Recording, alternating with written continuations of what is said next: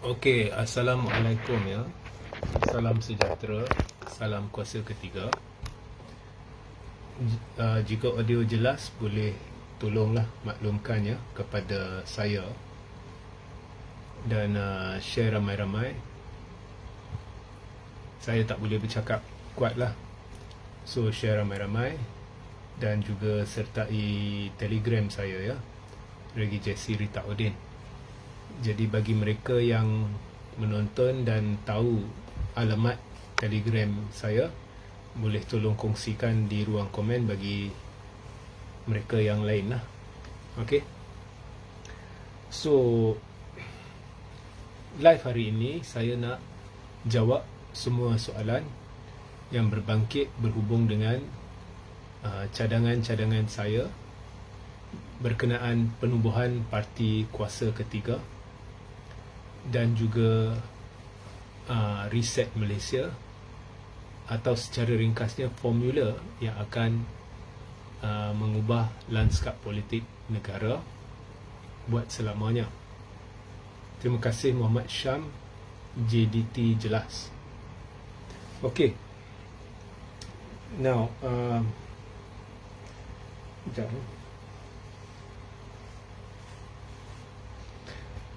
Now saya nak beritahu terus terang lah, cadangan ini meliputi sebuah buku lebih 100 muka surat A4, spacing 1.5, font 11, calibre. Buku yang telah saya tulis dan tidak pernah terbitkan maupun tunjuk kepada sesiapa, yang sudah pun tertulis dan ditambah baik, tambah baik, tambah baik, bermula daripada tahun 2017 ya. So maknanya, dan saya dah buat revision 4 kali berdasarkan perkembangan politik semasa, ia lebih kurang 101-102 muka. Bila saya rasa saya hendak sampaikan kepada mana-mana pihak, saya akan berbuat demikian.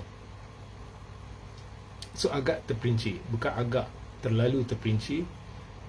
Dan dalam 2 tahun ni kita telah, saya bersama dengan sekumpulan pemikir telah menyelami politik dengan cara yang berbeza, mengumpul data-data dan macam-macam lagi, menggunakan software juga, fuzzy logic yang saya develop sendiri, dan keputusan-keputusan kerja keras kami berhasil hanya 2 bulan lepas.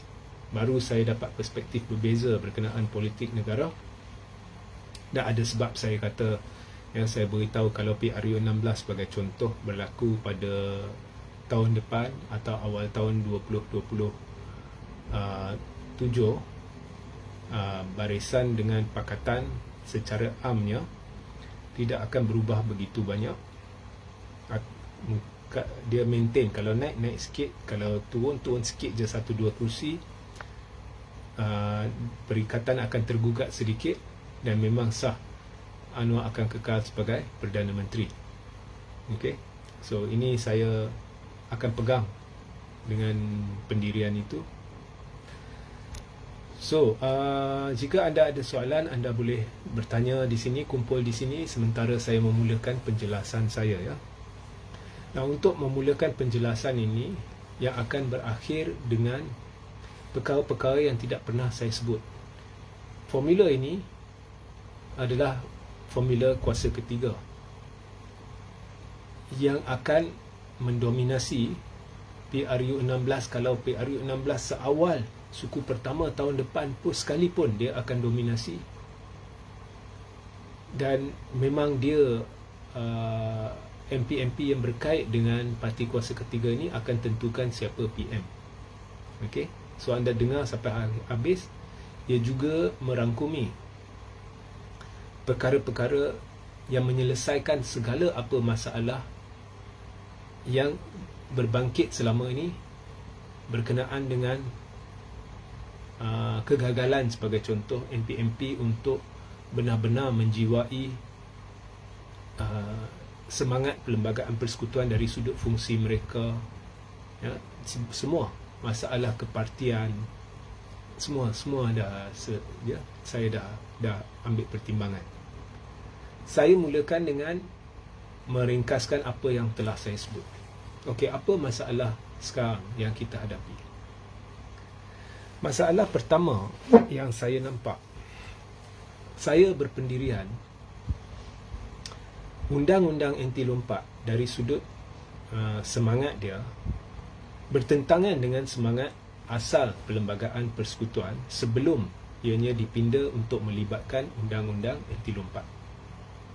Oleh kerana perlembagaan sudah dipinda untuk melibatkan untuk membawa kepada wujudnya Undang-Undang Anti Lompat, maka kita tidak boleh kata lagi ianya bertentangan dengan semangat sebab dia dah jadi sebahagian daripada perlembagaan. Tetapi proses untuk mewujudkan pindaan-pindaan dalam Perlembagaan Persekutuan bagi membenarkan wujudnya Undang-Undang Anti Lompat bertentangan dengan semangat asal Perlembagaan Persekutuan. Mengapa saya berkata demikian? Sebab kalau anda lihat pindaan-pindaan yang telah dibuat, ianya sebenarnya mengekang kebebasan MP-MP untuk membuat keputusan sendiri bersandar kepada peruntukan asal Perlembagaan Persekutuan. Ya. Ianya ada sifat kekangan sedikit kerana ianya cuba memberi kuasa MP-MP kepada ketua parti. Now, sebelum ada Undang-Undang Anti Lompat pun, zaman Barisan Nasional, untuk berdekat lamanya, bermula daripada Hussein lah, Tunku lah, Hussein lah, apa semua kan, MP-MP sepatutnya, ya, bila awak pilih Dewan Rakyat, awak pilihan raya umum kan, awak pilih wakil awak pergi ke Dewan Rakyat. Jadi mereka yang duduk Dewan Rakyat ni, mereka tumpuan harus menjadi awak. Mereka wakil rakyat, bukan wakil parti. Sebab untuk jadi ahli Dewan Rakyat, perlembagaan buta parti.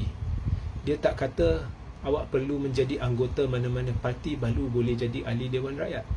Sebab itu orang yang tidak berparti pun boleh bertanding pada pilihan raya dan akhirnya menjadi calon bebas dan kadang-kadang menang, maka dia jadi MP bebas.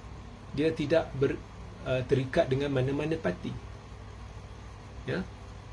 So sebab awak perlembagaan ni dia buta parti, ya, dalam soal Dewan Rakyat dan sebagainya, dia buta parti.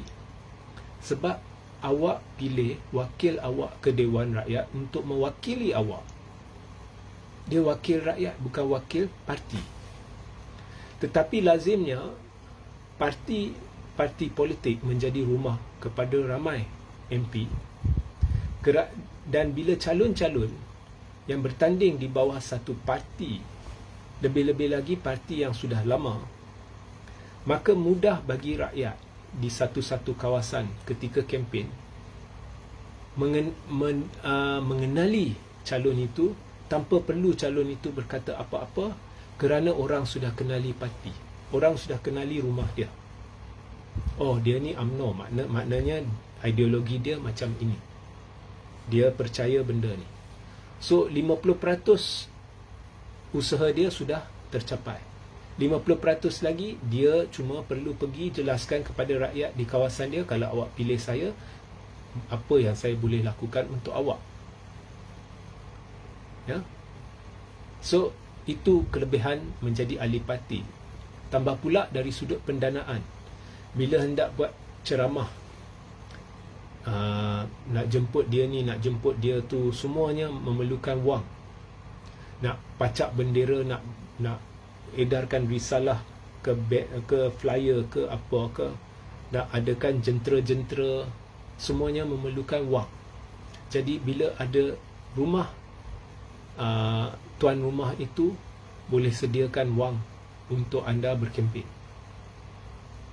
So itu kelebihan dan sebab utama ramai menjadi calon parti. Kadang-kala itu sebab utama, satu-satunya sebab, bukan sebab mereka sayang parti. Ini hakikat. So parti menjadi tiket bagi mereka untuk meningkatkan kemungkinan menang. Itu sahaja. So selepas dah jadi MP, mereka sepatutnya wakili rakyat. Tapi mereka terhutang budi dengan parti. Jadi kalau ada satu-satu keputusan yang ingin dibuat di Dewan Rakyat, ketua parti akan dominasi. Kalau zaman, sebagai contoh, zaman Tengku Abdul Rahman, Tengku Abdul Rahman akan dominasi. Mereka sudah putuskan dalam parti, belanjawan ni kita sokong, atau rang undang-undang itu kita sokong. Jadi sukar bagi UMNO sebagai contoh, MP dia, kalau semua sokong tapi dia seorang tak sokong, sukar. Bukan mustahil, sebab ikut betul, satu-satu MP kena ikut kepala dia. Kalau dia tak setuju, dia boleh tak sokong, dan sepatutnya tidak ada sesiapa yang terasa. Tetapi oleh kerana sistem kepartian, parti akan terasa, ketua parti akan terasa. Mungkin parti tak puas hati dengan dia, mungkin esok dia tak akan jadi calon, atau mungkin parti akan cari alasan untuk kekang dia, atau mungkin gugurkan dia dari parti, pecat dia dari parti. Dan dia tidak boleh bawa ke mahkamah sebab itu hal parti. Tapi dia kekal sebagai MP lah, cuma dia jadi MP bebas lah. Ya. So ini masalah dengan sistem kepartian. Sudah berdekad lamanya, majoriti MP dari parti tertentu akan ikut kehendak parti. Okey. Tetapi adalah sana sini berlaku di mana satu-satu MP buat keputusan berbeza. Contohnya selepas PRU 14, Khairi Jamaluddin dalam hal-hal tertentu membuat keputusan berbeza dengan parti di Dewan Rakyat. Zahid tak puas hati, tapi tak boleh buat apa. Tapi akhirnya ia menjurus kepada apa? Dia pecampak KJ yang menjadi pengkritik Zahid ke kerusi yang lain, sehingga dia kalah, dan seterusnya dia dipecat dari UMNO. Okey. So dia kena natijahnya. Okey. Tapi dari sudut perlembagaan, apa yang KJ lakukan betul. Dia mewakili rakyat. Rakyat dulu, parti kemudian. Tapi semua MP terhutang budi dengan parti. Okey. So itu masalah pertama, sistem kepartian. Okey. Kemudian mereka mewujudkan undang-undang anti lompat. Bagaimana undang-undang anti lompat ini wujud? Nah, ada orang kata RUU anti lompat. Tak ada rang undang-undang anti lompat, tak ada akta anti lompat. Yang ada pindaan perlembagaan yang sebegitu rupa, ianya telah mewujudkan perkara-perkara bersangkut dengan boleh atau tidak lompat parti. Itu sahaja yang ada. So, selepas dipinda perlembagaan ini, selepas diwujudkan ya, syarat-syarat boleh atau tidak lompat parti ini, parti-parti politik perlu pindah perlembagaan masing-masing untuk diselaraskan dengan pindaan perlembagaan persekutuan, supaya sekarang parti-parti boleh takrifkan jika seseorang yang bergelar ahli Dewan Rakyat daripada parti kami telah melanggar dasar parti berhubung dengan perkara yang berkait dengan ahli Dewan Rakyat itu, maka keahlian dia automatik tergugur. Dan bila keahlian dia automatik tergugur, maka dia dikira lompat parti dan perlu kosongkan kerusi. Betul. So contohnya, parti ada satu dasar sekarang di mana Zahid kata semua MP perlu pendirian ini. Ada pendirian tertentu. Kemudian satu MP dia buat pendirian yang berbeza di Dewan Rakyat. So automatik Zahid MKT umum, keahlian dia sudah tergugur. Maka dimaklumkan kepada speaker dan MP itu perlu kosongkan kerusi. Itu betul.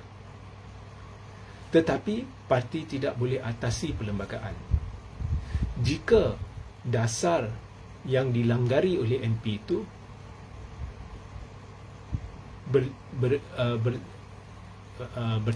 bertentangan dengan peruntukan perlembagaan, maka itu tidak sah. Contohnya, Zahid kata sekarang semua kena sokong Anwar. Tiba-tiba Hishamuddin bangun dan dia kata tak sokong Anwar. Zahid kemudian kata oleh kerana Hishamuddin sebagai MP telah langgar dasar parti, maka keahlian Hishamuddin tergugur dari UMNO disebabkan undang-undang anti lompat. Nah, oleh itu Hishamuddin perlu kosongkan kerusi. Betul atau tidak? Salah. Sebabnya undang-undang anti lompat berkuat kuasa hanya kerana pindaan tertentu dalam perlembagaan persekutuan yang tidak dikaitkan dengan hampir semua perkara lain dalam perlembagaan persekutuan, termasuk perkara yang memberi kuasa mutlak kepada semua MP untuk tentukan secara peribadi sokong atau tidak Perdana Menteri. Maknanya tidak ada kaitan undang-undang anti lompat dengan perkara itu, dan parti tidak boleh atasi perkara itu. So Hishamuddin tidak perlu dikosongkan kerusinya, dan tindakan Zahid menggugurkan keahlian Hishamuddin dari parti sebenarnya dianggap pemecatan. Sebab itu 5 MP bersatu tak payah kosongkan kerusi. Dan sekalipun bersatu meminda perlembagaan parti pun, mereka tidak perlu kosongkan kerusi. Okey? Alright. Nah, itu dari sudut perlembagaan lah. Tetapi kalau perkara yang tidak bercanggah dengan perlembagaan dan Zahid beri arahan kepada MP buat macam ini dan MP tidak ikut, asalkan tidak mengatasi peruntukan perlembagaan, maka Zahid boleh umum, okey, kau tak ikut cakap saya, tergugur keahlian kamu, baru dia perlu kosongkan kerusi. Maknanya ketua parti sudah ada kontrol ke atas MP dalam hal-hal tertentu. So, dengan undang-undang ini, makna wakil rakyat sudah tercemar. Kerana dia bukannya sebenar-benarnya wakil rakyat dari erti kata sebenar. Awak, rakyat, pilih dia untuk mewakili awak, tetapi akhirnya perwakilan dia terbahagi antara parti dan awak. Sebab itu saya kata ianya sudah bercanggah atau bertentangan dengan semangat asal perlembagaan persekutuan dan sistem demokrasi. Alasan yang mereka gunakan ialah nak halang langkah Sheraton berulang. Boleh tak halang? Sebenarnya tak boleh dalam erti kata sebenar. Kerana contohnya hari ini UMNO keluar seketul dan join Perikatan Nasional, dia runtuhkan kerajaan. Boleh atau tidak berlaku? Boleh. Masih boleh. Hishamuddin tarik ataupun UMNO tak keluar seketul, tapi 15 atau 16 MP UMNO tarik sokongan, dituruti dengan Sabah dan Sarawak. Boleh atau tidak berlaku? Boleh. Boleh. So, yang dilakukan undang-undang itu tidak langsung menghalang berulangnya langkah Sheraton, yang menjadi alasan kenapa perlembagaan dipindah. Yang dilakukan iaitu pindaan perlembagaan yang menguatkuasakan undang-undang anti lompat hanya memberikan kuasa lebih kepada ketua parti untuk mengawal MP, menjadikan MP bukan wakil rakyat dalam kerti kata sebenarnya. Sebaliknya, menjadikan MP wakil rakyat dan parti, terbahagi antara parti dan rakyat. Sedangkan awak pilih wakil awak. Awak bukan pilih parti ke Dewan Rakyat. Awak pilih wakil manusia ke Dewan Rakyat, tak kira dia parti mana. So, undang-undang ini saya memang tak setujulah ianya masa dibuat. Saya berpandangan niat dia tidak betul.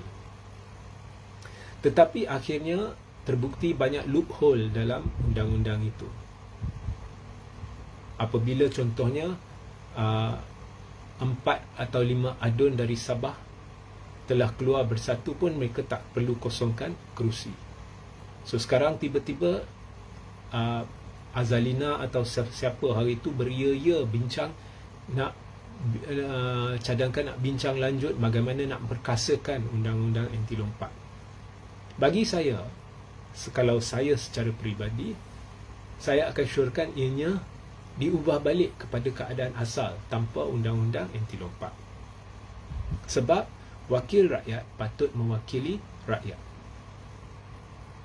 Okey. So sekarang saya dalam live ini tidak ingin bincang ya. Saya mahu Anwar ke, saya mahu Zahid ke, saya mahu Tun Mahathir ke, saya mahu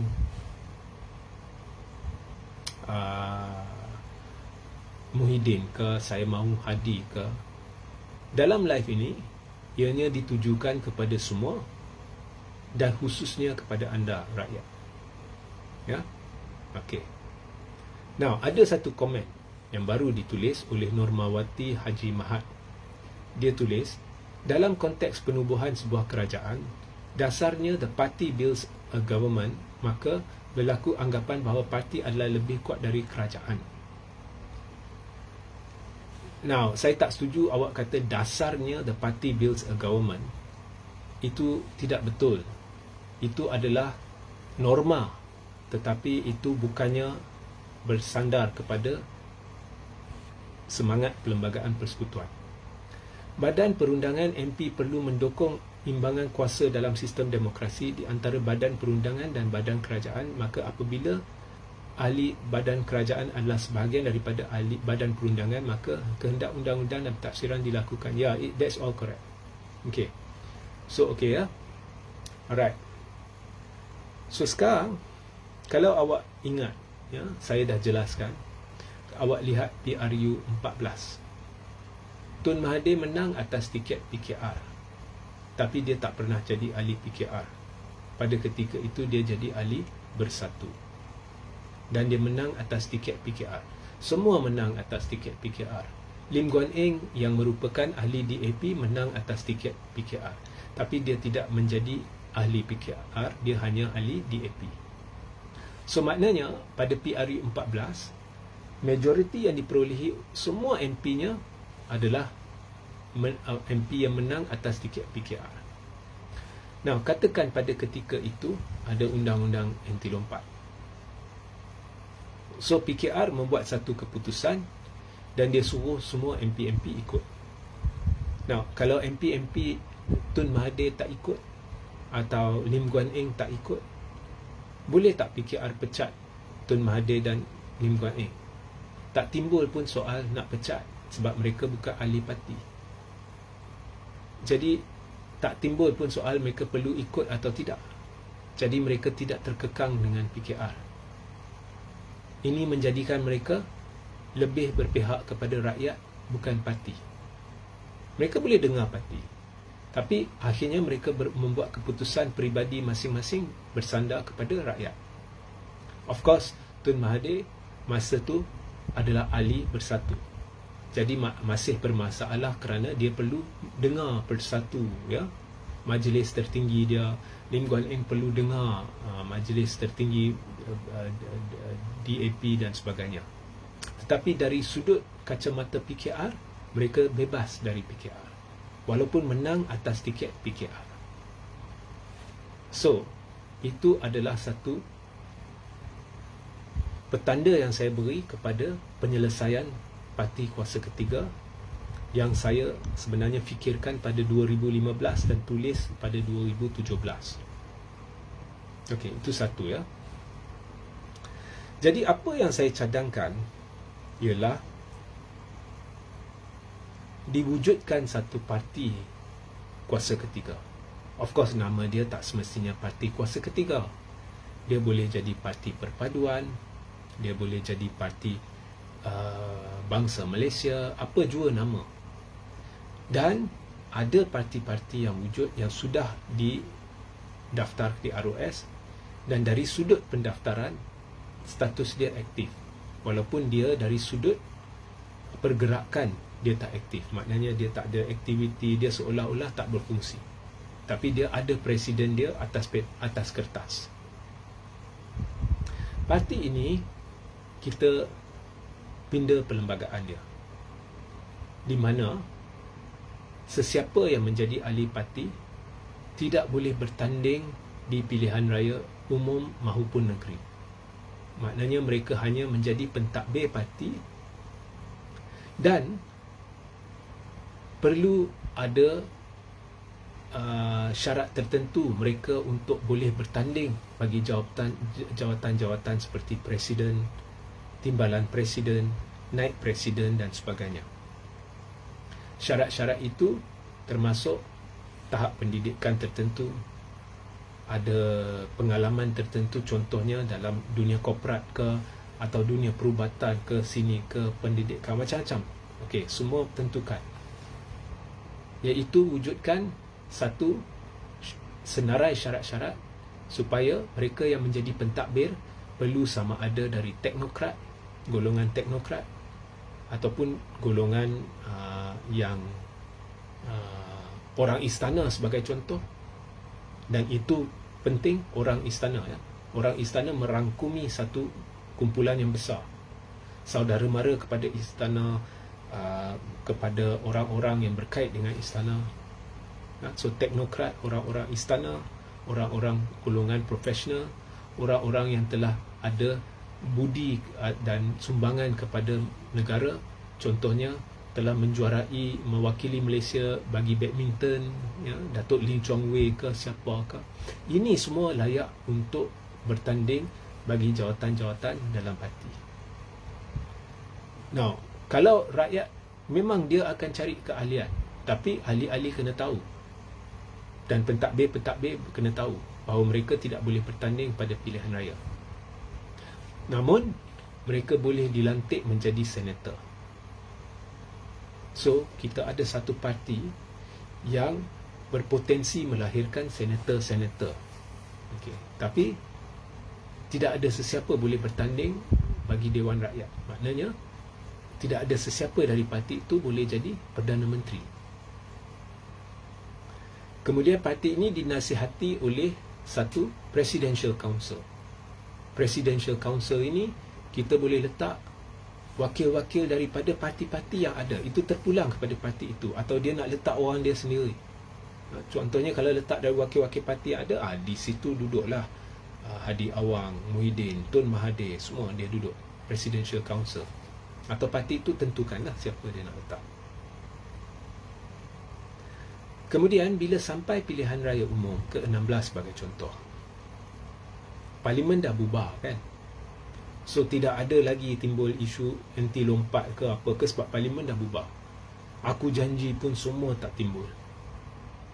Maka ahli-ahli UMNO yang berfikir mereka hendak bertanding di bawah tiket parti kuasa ketiga boleh memohon untuk bertanding di bawah tiket parti kuasa ketiga. Contohnya Hishamuddin, Ismail Sabri. Contoh, saya beri contoh je. Bukannya saya tak tahu mereka, pemikiran mereka apa. Khalid Nordin sebagai contoh. Kemudian tiba-tiba Ong Kian Min nak bertanding di bawah parti kuasa ketiga. Kemudian tiba-tiba Teresa Kok nak bertanding di bawah parti kuasa ketiga. Tiba-tiba Khalid Samad Mat Sabu nak bertanding di bawah parti kuasa ketiga. Ataupun di PKR contohnya Rafizi Ramli dan dua lagi nak bertanding di bawah, ataupun MP tu yang selalu mengkritik Anwar, ya, dia nak bertanding di bawah parti kuasa ketiga. So mereka semua buat permohonan.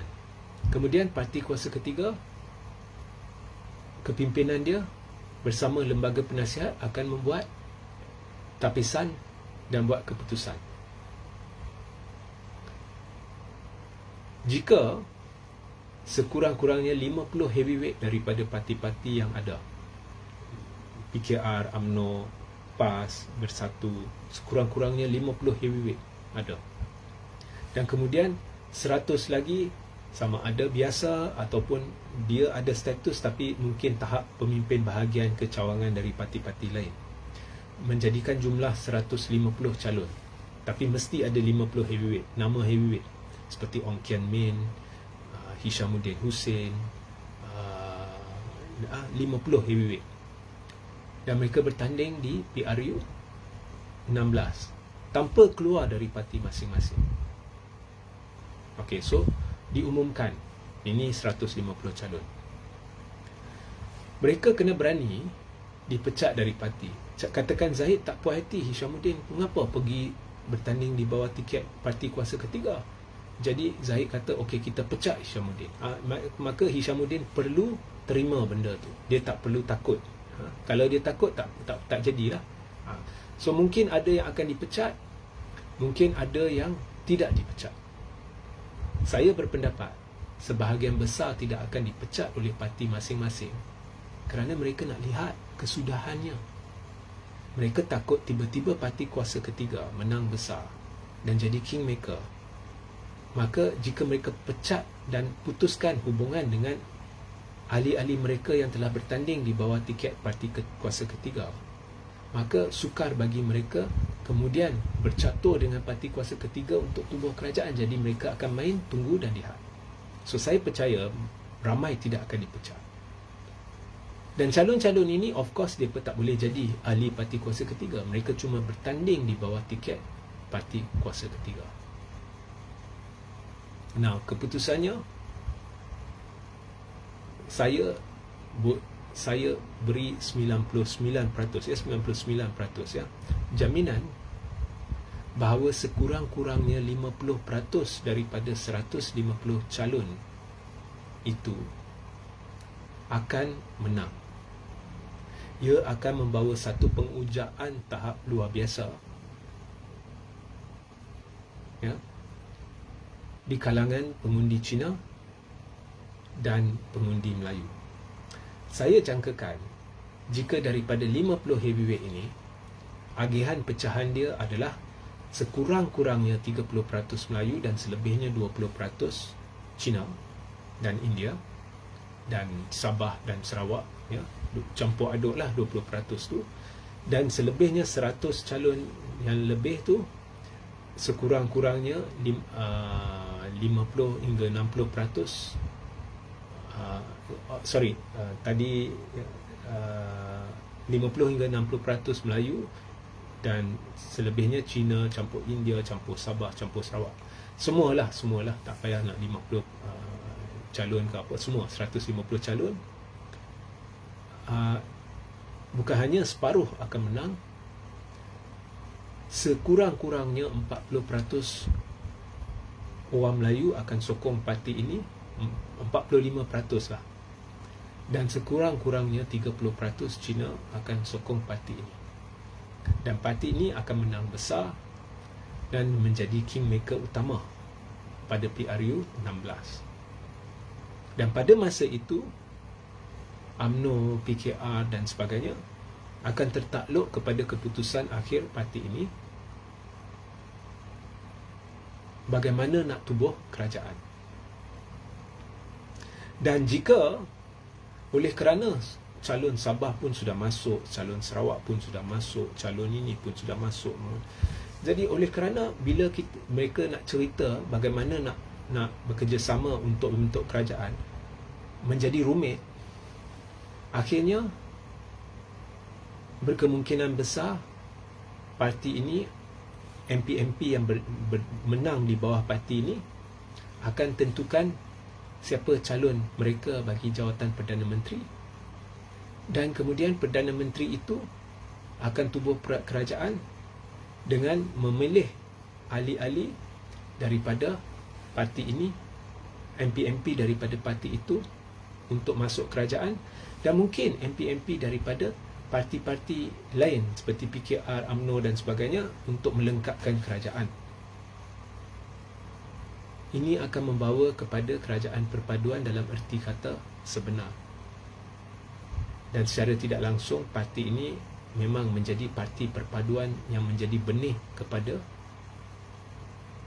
Dewan Perpaduan dan Kerajaan Perpaduan. Dan MP-MP ini kita tak perlu kira undang-undang telah dipinda macam mana untuk anti lompat ke, isu lompat melompat ni tak timbul lagi. Mereka nak lompat pergi mana? Mereka bukannya pun ahli parti kuasa ketiga. Mereka cuma bertanding di bawah tiket parti kuasa ketiga. Maknanya selepas pilihan raya, Hishamuddin sebagai contoh menang, tapi tiba-tiba dia berfikiran, saya nak lompat dari UMNO masuk PAS, lompatlah. Awak tak perlu kosongkan kerusi sebab awak bukan bertanding di bawah tiket UMNO, awak bertanding di bawah tiket parti kuasa ketiga. Jadi melompat parti tidak akan mempengaruhi kestabilan kerajaan. Dan MP-MP itu tidak semestinya ikut kehendak parti kuasa ketiga kerana mereka bukan ahli. Maka tumpuan MP akan berpaksi kepada semangat asal perlembagaan persekutuan dan sistem demokrasi berparlimen, iaitu rakyat. Mereka akan jadi wakil rakyat buat pertama kali dalam sejarah negara dalam erti kata sebenar. Dan disebabkan itu, parti-parti akan secara semula jadi dan organik berubah dari sudut perangai, dari sudut pendekatan untuk menumpu kepada memperkasakan parti supaya lebih diterima rakyat, dan akan berhentilah komplot-komplot percaturan-percaturan antara parti, dan akan bercambah benih-benih penyatuan parti-parti. Dan akhirnya ini akan menjurus kepada satu sistem politik di negara ini di mana parti menjadi tempat lahirnya bakat. Sebab parti ini dia akan cuba memastikan majoriti ahli mereka menjadi wakil dalam parti kuasa ketiga. Dengan kesedaran bahawa bila ahli mereka sponsor untuk bertanding di pilihan raya di bawah tiket parti kuasa ketiga dan mereka menang, MP-MP yang menang tu boleh sahaja tidak ikut kehendak parti yang sponsor mereka, contohnya UMNO. So maknanya kepimpinan parti UMNO akan berubah menjadi baik, selaras dan akan menumpu kepada masalah rakyat.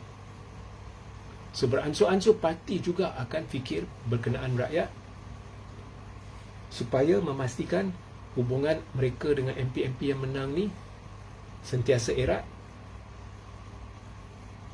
Of course mereka akan cuba pastikanlah MP-MP ni boleh bawa suara parti mereka ke dalam parti kuasa ketiga. Of course akan ada percubaan parti-parti lain kawal parti kuasa ketiga.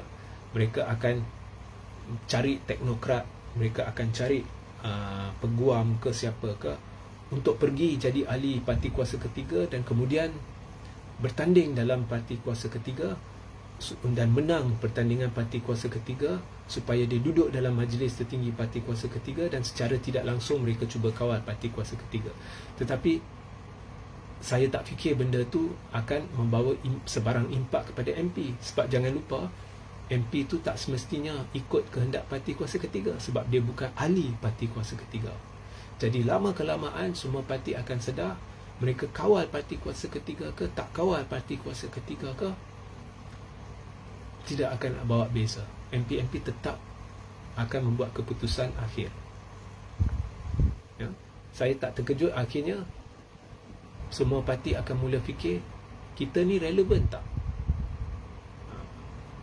Kalau kita tak ubah, kita tak fokus kepada masalah kerakyatan, kita akan menjadi tidak relevan. Itu penyelesaiannya. Sekaligus akan berakhir masalah perkauman. Sekaligus akan berakhir. Tak perlu bimbang soal Perdana Menteri akan jadi Melayu ke tidak. Sebab penentu akhirnya ialah yang di-Pertuan Agong. Dan yang di-Pertuan Agong ada kuasa budi bicara mutlak, semutlak-mutlaknya untuk tentukan siapa jadi Perdana Menteri. Bohonglah siapa-siapa yang beritahu saya oleh kerana tunjuk 115 SD, Agong wajib lantik orang tu sebagai Perdana Menteri. Bohong. Ya. Sebab, dan itulah sebabnya kita bernasib baik. Sebab esok katakan parti kuasa ketiga, entah macam mana lah, sama banyak Melayu dengan Cina dengan bukan Melayu menang, tiba-tiba ada yang mahu calonkan seorang bukan Melayu dan sebagainya. Tak perlu takut. Keputusan akhir adalah yang di-Pertuan Agong. Dan memang sukar bagi bukan Melayu dapat sokongan majoriti. Sukar. So itu tak perlu bincang, itu tak payah takut. Dan perlembagaan sudah pun jelas, hak istimewa, kedudukan agama Islam dan segalanya. So penyelesaiannya adalah parti kuasa ketiga. Kemudian Perdana Menteri yang dilantik bolehlah cadangkan kepada Agong individu-individu dari kepimpinan parti kuasa ketiga untuk dipilih ke Dewan Rakyat, Dewan Negara, menjadi senator, dan seterusnya menjadikan mereka menteri. Jadi kepimpinan parti kuasa ketiga pun ada peluang untuk menjadi menteri, tapi bukan Perdana Menteri. Sebab untuk jadi Perdana Menteri, awak perlu menjadi wakil rakyat atau ahli Dewan Rakyat dulu. So, itu penyelesaiannya. Parti kuasa ketiga akan menang besar.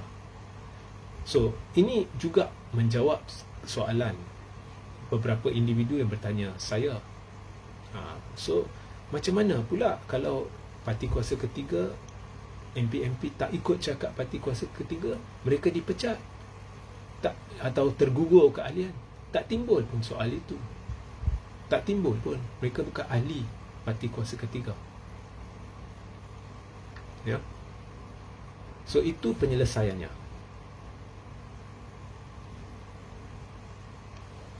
So kalau ada soalan anda boleh bertanya. Saya beri masa 5 minit.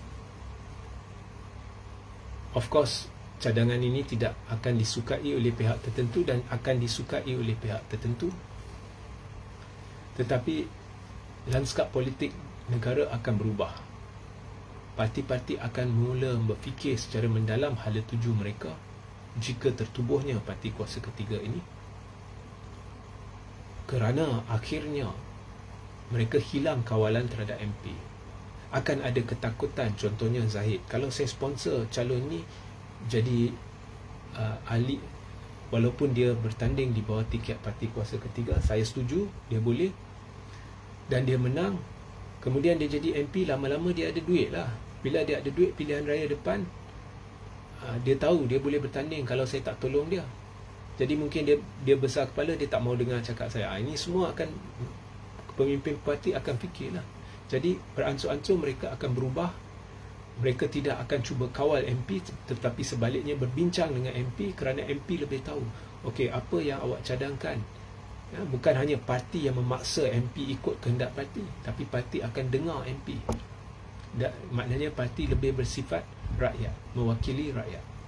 So akhirnya semua yang ada dalam politik akan berpandu kepada rakyat, kehendak rakyat. Sebab negara ni berjalan sebab rakyatnya. Kita yang mentadbir negara sebenarnya, menerusi wakil-wakil kita. Ya? Tetapi realitinya sekarang bukan kita yang mentadbir. Yang mentadbir ialah parti. Sebab parti dah kontrol MP. Ini salah dari sudut moral. Ya? Okey.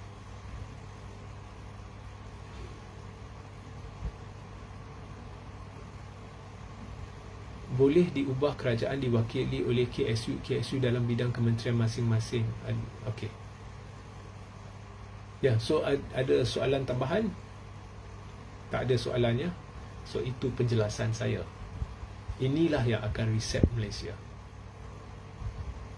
Ya. Kalau kamu lihat naratif PAS sekarang, kamu lihat naratif Bersatu sekarang, dia orang ni sebenarnya dalam keadaan yang cemas. Mereka sudah mula bincang UMNO, PAS, Bersatu, ya. Mereka masih berbincang ke arah UMNO. Actually UMNO adalah antara parti paling kecil pada PRU 15 di antara semua parti yang besar, antara parti terkecil. The fact that you need to focus on UMNO menunjukkan kelemahan Bersatu dan PAS. Dia sudah tahu dia tidak boleh tarik sokongan Cina, walaupun sekarang dah ada Cina atas pagar. Kau lihat UMNO dalam satu PRK, dalam hanya 1-2 minggu menerusi strategi, mereka boleh sampai jadikan pengundi PH sokong calon UMNO. PAS dan Bersatu tak mampu. Jadi kesimpulan dia apa? Masalah kepimpinan lah. Terang lagi bersuluh lah. Kemudian mereka nak kaburi mata korang, mereka bercerita nak UMNO Bersatu. That's why saya dah beritahu, komplot-komplot macam inilah sahaja mereka boleh bergantung untuk cuba mentadbir negara. Maknanya untuk jangka panjang mereka tidak boleh berjaya, kerana mereka lebih lemah dari UMNO yang dari sudut perolehan kerusi adalah paling kecil. Tapi mereka lebih lemah sebab kelebihan UMNO ialah dia tahu nak letak diri dia kat mana. PAS dengan Bersatu ni, dia pula menjaja. UMNO dulu pun sama, Zahid, Penyatuan Melayu, Penyatuan Ummah. Walhal bercakaran siapa? Mereka yang bertungkus lumus, kadang-kadang tak cukup makan, berjuang siapa? Korang. Dengan menaruh harapan kepada siapa? Yang dia orang bercakaran ni. Maknanya kau jadi kuda tunggangan lah. Kau ni ditunggang lah. Adi Penyatuan Melayu, Bersatu Penyatuan Melayu.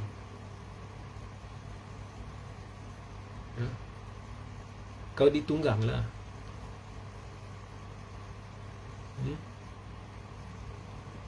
That's why kena ada pakar strategi take over. That's why kalau kita ikut ya,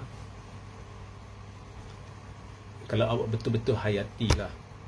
Sebab ada orang, dia akan buka kamera, dia akan buat live, dia akan buat sesi lah, apalah. Ramai, bukan 1-2, ramai. Dari dulu. Dan dia akan petik ayat dari Quran lah, apalah, apa ni. Yang sebenarnya saya tak mahir. Sebab terus terang lah, kalau saya baca pun versi yang sudah diterjemah. Sebab perkataan Arab ni saya ada masalah sikit. Tapi asas dia perlu hukum itu je. Ya. Dia pakai petik apa tu, macam ni, macam tu, macam ni, macam tu. Ya. Bukan nak pelekeh. Saya hormati orang yang buat macam tu. Tapi korang faham tak apa yang berlaku? Tak faham. Kita kena reset Malaysia. Sampai hari ni saya tertunggu-tunggu formula dia orang nak reset. Kita kena penyatuan. Penyatuan. Siapa yang pernah bincang penyelesaian? Kau suka tak suka, negara ni untuk 20 tahun akan datang, 50 tahun akan datang, 100 tahun akan datang, dia ada warga negara berbilang kaum yang akan duduk bersama. Jadi adakah korang mencadangkan kita nak sentiasa letakkan orang Melayu dalam keadaan berselisih dengan kaum yang sememangnya ada hak duduk di sini dari sudut perlembagaan? Sebagai umat Islam, adakah anda pernah cari penyelesaian kepada masalah atau cuba cari penyelesaian? Oh tak boleh, kita lihat dulu mereka buat macam ni. Mereka sentiasa tuding kat sana lah. Mereka tak tuding kat sini, depan. Maknanya dalam menuding orang lain sebagai masalah, awak sendiri sebahagian daripada masalah itu. Sebab tak ingin berganjak dari sudut, bukan nak berganjak dari sudut prinsip, tapi dari sudut okey, sekarang ni kita tak boleh tolak, kita kena cari penyelesaian. Bincang ke apa ke, tak. Mesej tersirat ialah kita sentiasa kena dalam semangat berperang dengan mereka. Mereka ni akan kata kau tak betul, kau ni akan kata mereka tak betul. Akhirnya yang mudarat siapa? Orang Melayu. Iaitu pemilik asal. Pemilik asal ya, asal dari sudut sejarah tanah ini. Dan bila kita rujuk kepada pemimpin mereka yang menimbulkan suasana, kita tak payah cari penyelesaian walaupun dia tak kata, tapi suasana ni lebih kurang begitu. Kita serang. Sebab kita lihat contohnya pembangkang sekarang. Dia kerja dia apa? Serang. Sebab sampai hari ni ada jelaskan tak dasar mereka, strategi mereka, kehadapan bagaimana mereka boleh melakukan perubahan? Tak. Mereka cuma kerja dia serang, kemudian bincang nak bersatu dengan UMNO untuk tubuh kerajaan. Itu je. Menerusi komplot lah, atau awak nak panggil kerjasama ke komplot ke apa ke, tapi itu sahaja. Menunjukkan mereka begitu lemah sebagai pemimpin. Ya? Kau nak harap mereka bercakaran. Mereka ada ego, kepentingan. Itu masalah peribadi kau, Hadi dengan Zaid. Kau tak boleh dia dengan dia tak boleh. Itu masalah peribadi kau. Tapi dari sudut kepimpinan, korang perlu bincang. Kalau kau suruh Melayu bersatu, korang nak satukan dua ni macam mana? Masalah boleh atau tidak Zaid kata boleh atau tidak Hadi, itu tak payah beritahu kepada umat. Kalau kau desak umat bersatu, mereka dah dengar, mereka dah bersedia untuk bersatu. Tapi masalah yang tak bersatu siapa? Korang lah. Sebab korang dalam fasa perang. Beri nama pun kepada mereka yang berjuang pada kempen Panglima Perang. Katanya Anwar berdendam. Saya memang nampak begitulah Anwar berdendam. Nak kata 100% tu, saya pun berbelah bahagi. Dia Anwar ni antara berdendam atau dia ni sebenarnya menebus maruah. Okey. Dan ada juga positif dia sekebelakangan ini. Okey, katanya Anwar berdendam. Tetapi sifat-sifat yang dipamerkan oleh korang yang serang, tak ada pun berbincang dengan dasar kepada potential voter awak, golongan muda pun pendendam juga. I don't want Hadi. Saya tak boleh bincang dengan amanah. Ini tak boleh, itu tak boleh. Ini kita letak, kita pacak ni, no entry. Macam tu jahanam lah cerita dia. Penipu ummah lah bila kata bersatu, penyatuan ummah. Ya. So ini semua dalca kurma parpukari, ya, bukan penyatuan ummah. Ini penyatuan Melayu yang sehaluan dengan korang. Yang itu pun dah maksima. So at last korang jalan buntu lah, tak boleh nak pergi mana. Yang orang ada akal, mereka penipu ke, mereka mungkiri janji ke apa ke, tapi yang ada akal, dia tahulah, okey, dalam senario ini kita tahu kita perlu tambah sokongan Cina, kita perlu macam ni, kita perlu macam tu, mereka tahulah nak buat apa. Mereka tahu bertolak ansur. Macam dulu Tun, dia tahulah bertolak ansur dengan DAP untuk capai matlamat dan runtuhkan Barisan Nasional.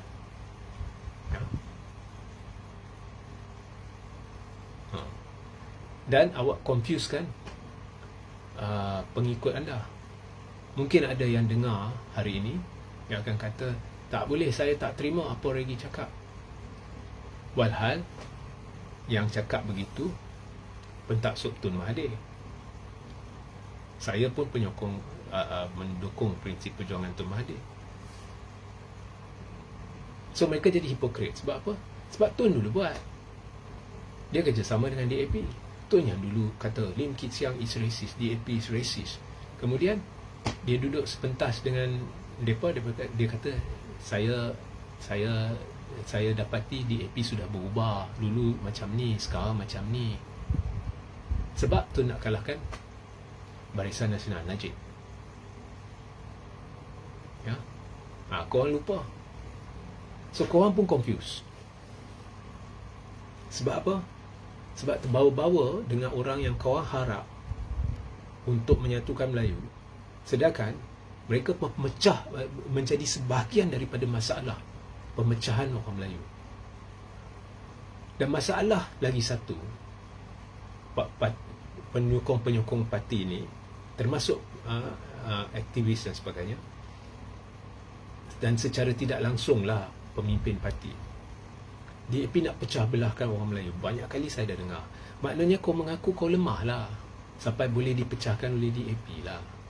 Kalau dah kuat, buat apa nak tuding jari kat DAP? Sekali-sekala pergi cerminkan diri sendiri dan lihat mengapa kita ni mudah dipecahkan. Oh, rupanya masalah pemimpin ni. Awak dengar tak Cina kata, oh, mereka ni lah sebabnya kita berpecah? Tak ada. Tak ada. Mereka cuma lihat balik, cerminkan diri sendiri dan cuba perbaiki. Tapi kalau kau ni, kau asyik main serang, tuding jari. DAP nak cuba pecahkan Melayu tanpa melihat masalah dalaman di mana tak boleh bersatu. Yang utamanya masalah pemimpin. Ini masalah orang Melayu. Ini masalahnya. Ya. Dia tak ada cermin diri sendiri. Lepas pilihan raya, dia tak ada buat strategizing, melihat dari dalaman di mana kelemahan kita. Dia terlalu sibuk berperang dan menyerang. Sampai golongan muda intelek tanya, apakah dasar PAS sebenarnya? Kalau mereka menang esok, mereka tak tahu. Yang mereka lihat, mereka ni kerja dia serang. Kadang-kadang jadi macam pertandingan. Dr. Akmal cakap macam ni pasal bendera, kita cakap macam ni. Itu dah jadi intipati perjuangan. Sambil itu, Anwar, Zahid semua sudah bincang ke arah PRU 16. PAS dengan Bersatu nak bincang apa pasal PRU 16? Strategi apa nak bawa? Mereka ni berani, mereka bincang. Kau nak bincang apa? Setakat nak sebut PRU 16 esok, insyaAllah kita menang besar. Cakap macam tu boleh lah. Tapi nak beritahu macam mana nak menang besar tu memang confirm tak boleh lah. Ya. Dekat muktamar, oh kita nak cari jalan nak tarik orang Cina. Dengan perangai macam ni, good luck lah. Memang itu bukti mereka dah sedar perlu tarik orang Cina. Tapi macam mana?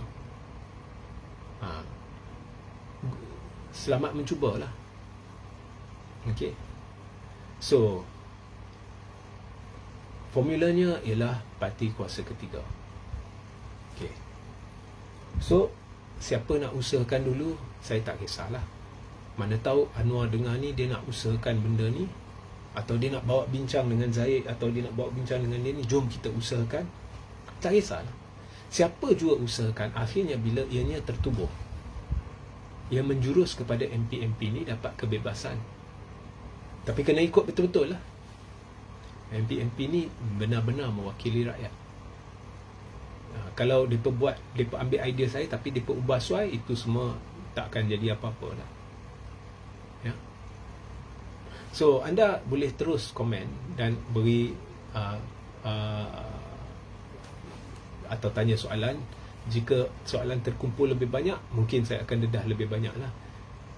Tines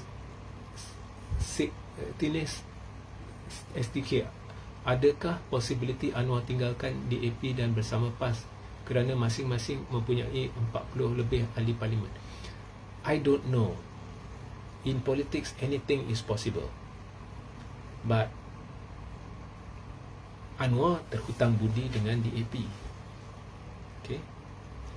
Dan kalau dia tinggalkan DAP dan bersama PAS